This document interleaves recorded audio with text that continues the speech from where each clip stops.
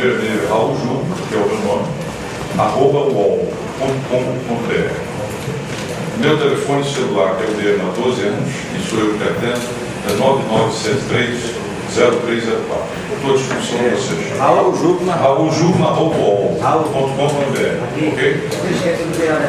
Tá bom. O Virada Recife também, mas isso fica para outro dia. Obrigado.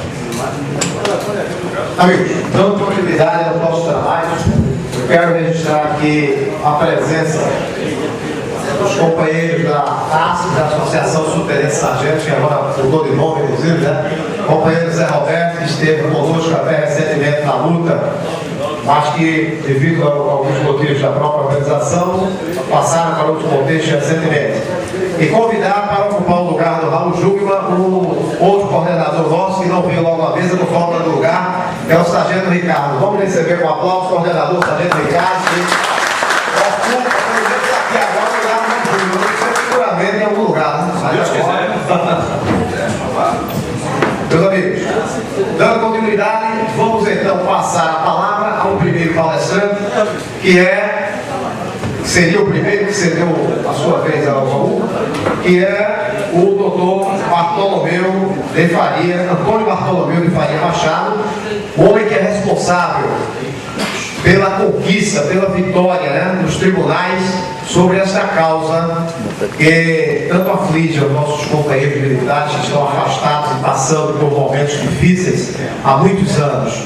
Tem gente que está afastada aí há 20 anos, tá? Sofrendo, Deus sabe o quê? E muitas vezes, numa conversa, num depoimento, se emocionam e chegam a chorar, porque somente eles sabem as dificuldades, o que passaram ao longo desse tempo, as humilhações, servido na polícia como uma pessoa execrada, como um bandido, como uma coisa desse tipo, quando foram postos para fora da corporação, sob a chibata, sob o regime de um regulamento disciplinar, que permitia o comandante dizer: dá 30 e mais 2 em separado e bota para a rua, como eu vi muitas vezes participando em reunião de oficiais novos ali, sem compreender muitas coisas da vida. Hoje é que está aí o resultado daquele arbítrio, daquela atitude autoritária, né? Do autoritarismo, da falta de humanidade. Então, fiquei muito impressionado com o que vi a respeito de vocês, com a competência do Dr. Bartolomeu. Não me canso de falar sobre isso. Fiz referência lá no plenário, não foi da Assembleia Legislativa. E, Dr. Bartolomeu, é uma honra muito grande. Muito obrigado pela sua presença. Vamos receber com aplauso.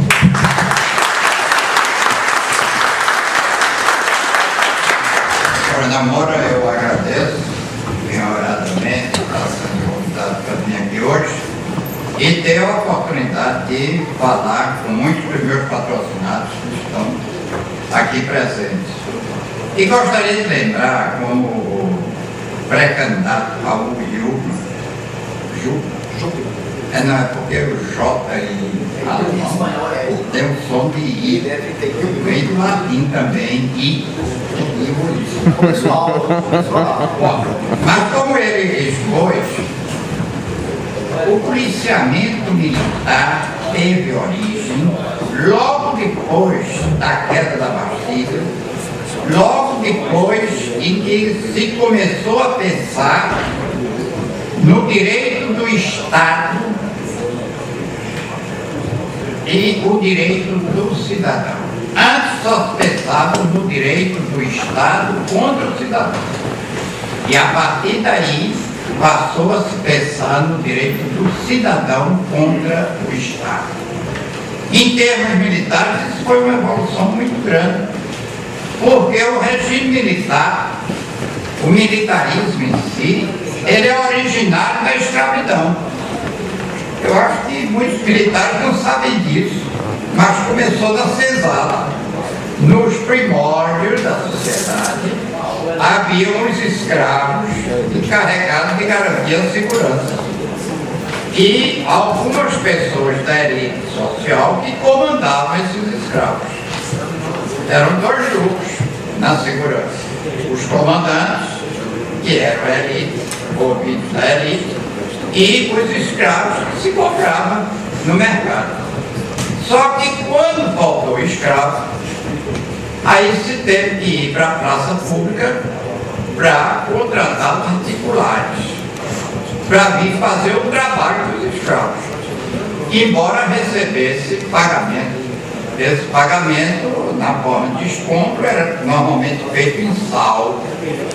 Daí se falar em soldo como sendo a forma de pagamento dos soldados, daqueles que recebiam saldo como pagamento dos seus serviços.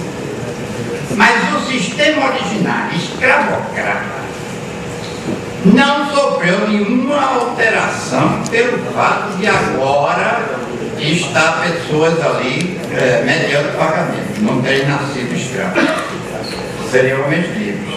Mas entrou ali na milícia, entrou no militarismo, tornava-se escravo.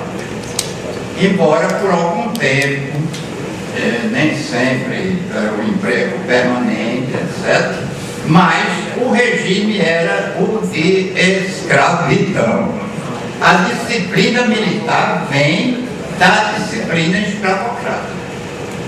E a diferenciação hierárquica, os oficiais passaram a ser aqueles membros da elite que vinham comandar, administrar a massa de escravos encarregados da segurança, seja a segurança da cidade, a segurança externa e principalmente a segurança interna. Esse regime escravocrata, principalmente em relação às praças, ou seja, aqueles que eram contratados em praça pública, principalmente em relação a eles, permaneceu o regime escravocrata até 1789. Por incrível que pareça. Isso durou milênios, de muito antes de Cristo, e permaneceu inalterado o regime. Só começou a melhorar a partir da Revolução Francesa e a partir da valorização do indivíduo, a partir de quando se passou a reconhecer, não no grupo populacional, mas na pessoa isoladamente considerada como sendo uma pessoa de direito. E foi aí que começou o despertar, porque antes havia até certo ponto em relação aos oficiais. Por exemplo, a garantia do grau hierárquico. E hoje se tenta reagir, que não existe para os nossos policiais militares, quando ela é prevista na nossa legislação. Mas se tenta dizer que aquilo é ilusão de ótica, que não está lá na legislação. Mas a garantia do grau hierárquico, nós temos aqui, em Pernambuco, ela sendo assegurada a Matias de Albuquerque, em 1630. Matias de Albuquerque, por quê?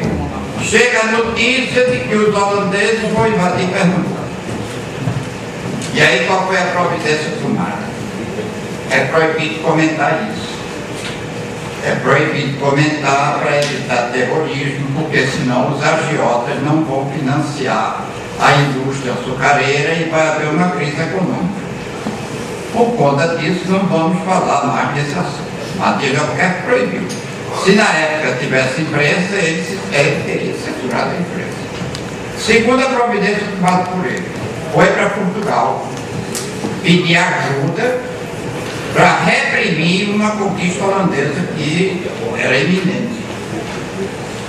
Mas quando ele chegou em Portugal, ele se dirigiu ao Real Conselho de Guerra